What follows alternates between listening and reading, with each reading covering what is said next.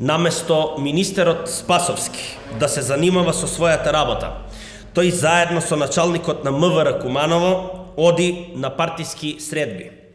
Сведоци сме на секојдневен притисок врз граѓаните во Куманово. Овие фотографии јасно покажуваат за вклученоста на Спасовски и Стојанче Величковиќ како работат на терен во интерес на Оливер Илиевски.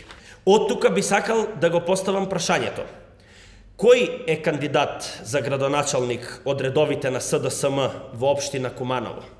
Дали тоа е кандидатот Оливер Илиевски или пак е министерот Оливер Спасовски?